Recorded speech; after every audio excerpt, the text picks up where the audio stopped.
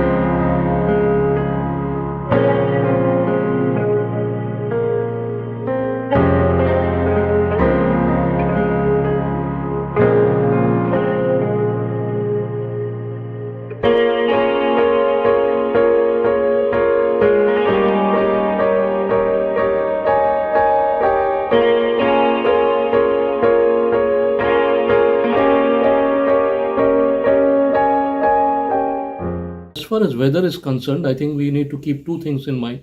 One is to basically have a weather forecast, a lookout for the weather forecast at least 2 weeks or 3 weeks prior to the date of travel or date of arriving at Sapa.